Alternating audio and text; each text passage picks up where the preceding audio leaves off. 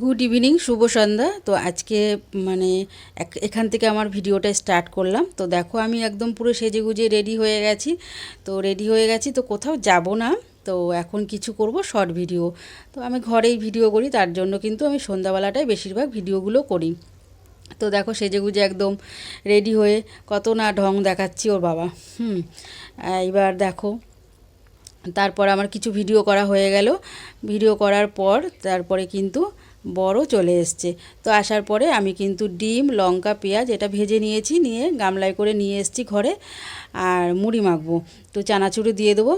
আর আমার বর কিন্তু ভিডিওটা করছে। তো ও কিন্তু ডিউটি থেকে চলে আসলে ওকে যদি বলি কোনো সময়ের জন্য না করে না, তো সব সময়ের জন্য আমাকে সাপোর্ট করে, এটা তোমাদেরকে সব সময় বলি। তারপর দেখো আমি কিন্তু মুড়ি মেখে নিয়েছি। মুড়ি মেখে ওকে দেবো খেতে, তারপর বাদবাকি কাজগুলো আমি করব। তো দিয়ে দিলাম মুড়ি মেখে ওকে খেতে। তো ও বলছে কিন্তু তুমিও কটা খাও। তো খেয়েছি আমিও একটু, খাওয়া দাওয়া ওর সাথে আমি একটু মুড়ি খেয়ে নেব। তারপর দেখো ঘরে দেখেছো সারা ঘরে জামা কাপড়। তো এত বৃষ্টি হচ্ছে না, একদম মানে কি বলবো, তো জামা কাপড় কিছুই মানে শুকাচ্ছে না। যেগুলো জল ঝরছে ঘরে নিয়ে এসে পাখার নিচে দিচ্ছি, এইভাবে শুকাতে হচ্ছে। তো কি করা যাবে। তো এইদিকে মুড়ি মেখে ওখান থেকে বরের কাছ থেকে একটু খেয়েও নিলাম আমি মুড়ি। তো খেয়ে তারপর আমি চলে আসলাম রান্নাঘরে। তো রান্নাঘরে এসে চা বসিয়ে দিলাম। তো একটু চা দিলে একটু ভালো হয়। তো যেহেতু ডিউটি থেকে এসছে, টিফিন মানে যাই দিই না কেন একটু চা করলে ভালো লাগে টিফিনটা। তো যেহেতু মুড়ি দিয়েছি। আর আর দেখো এখানে মানে চা করব লিকার চা। আর বর আজকে ডিউটি থেকে আসার সময় নিয়ে এসছে মাংস। তো মানে ও কি বলো তো, ঘুরে আসার পর থেকে কিন্তু সেরকম মানে ঘরে রান্নাবান্না আমি করছি না। তো যেহেতু ডিউটিতে বেরিয়ে যাচ্ছে সকালে আর রাতে আসছে, তো একার জন্য কিন্তু আমি সেরকম কিছু করছি না। তো তার জন্য ও আজকে নিয়ে আসলো মাংস। বলছে মাংসটা নিয়ে আসলাম, তো রাতে রান্না করো আর রুটি করো। তো যাই হোক, এবার যখন নিয়ে এসছে তো রাতে তো রান্না করতেই হবে। আর যেহেতু আমি একা থাকি, সেরকম রান্নাবান্না করি না বলে ও এর জন্যই নিয়ে এসছে। আর একার জন্য বুঝতেই পারছি, একার জন্য কখনোই ভালো লাগে না কিছু। আর জানো তো বন্ধুরা, তোমরা কিন্তু আমার ভিডিওটা দেখো, অনেক কষ্ট করে ভিডিওগুলো করছি, আর সেরকম একদমই বড় ভিডিও করছি না। তো খুবই ছোট 5-7 মিনিটের ভিডিওগুলো করছি। তোমরা কিন্তু একটু দেখো প্লিজ, একটু পাশে থেকো। তারপর দেখো চা করে নিয়ে বরকে চা দিয়ে আসলাম, দিয়ে আমি চলে আসলাম আমার কাজ করতে। যেহেতু বর চিকেন নিয়ে এসে চিকেনটাকে রান্না করতে হবে, আর প্রায় তখন 9টা 9:30 মতন বাজে। তো আজকে আসতে বরের অনেকটাই দেরি হয়ে গেছে।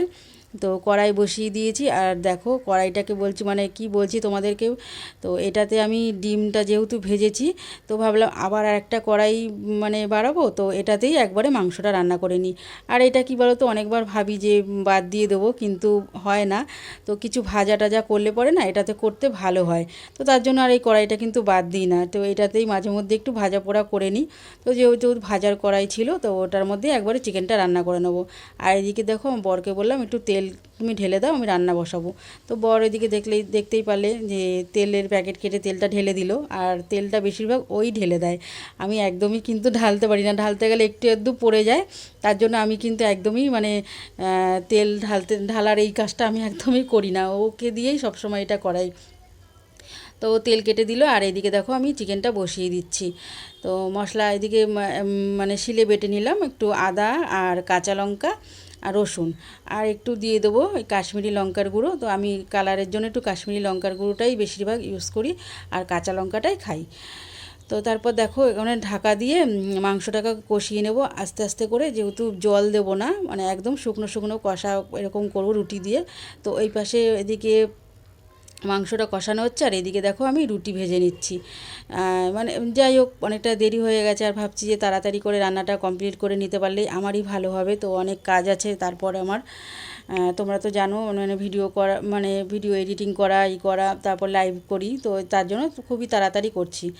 আর এদিকে আমি যেহেতু রান্না করছি, আর আমার বর চলে যাচ্ছে এই দেখো জল আনতে। তো ও বলল বাইরে বৃষ্টি পড়ছে, তোমাকে আর বেরাতে হবে না, আমি চলে যাচ্ছি। তো এরকমটাই ও সবসময়ের জন্য আমাকে এইভাবেই রাখে। আর দেখো জল নিয়ে চলে আসলো, বাইরে বৃষ্টি পড়ছে, ও ভিজবে কিন্তু আমাকে ভিজতে দেবে না। তো বলছে তুমি যখন একটা কাজ করছো, তো আবার তোমাকে যেতে হবে না, আমিই চলে যাচ্ছি। তো এইভাবে কী বলো তো, সংসারে দুজনে মিলেমিশে কাজ করলে কখনই কিন্তু সংসারে অশান্তি আসে না। দুজনকেই মিলেমিশে করতে হয়। তারপর আমার বর এদিকে জল নিয়ে আসলো, আর এইদিকে কিন্তু আমার রান্নাটা পুরো কমপ্লিট হয়ে গেছে। তো দেখতেই পাচ্ছ চিকেনের কালারটা কীরকম হয়েছে। আর একদম মানে এরকম শুকনো শুকনো কষা কষা করেই আমি বেশিরভাগ মাংস করি, ঝোলটা আমাদের হয় না, তো যেহেতু দুজন মানুষ। আর এই যে দেখো আমার জন্য ভাত, তো আমি দুপুরে ভাত করেছিলাম, সেই ভাতটাই আমার জন্য আছে। আর এদিকে বরের জন্য রুটি আর চিকেন দেখতেই পাচ্ছ। তো চলো, রান্নাবান্না কমপ্লিট হয়ে গেছে, আর দেরি করা যাবে না, তো এখন খাওয়া দাওয়া সেরে নিই।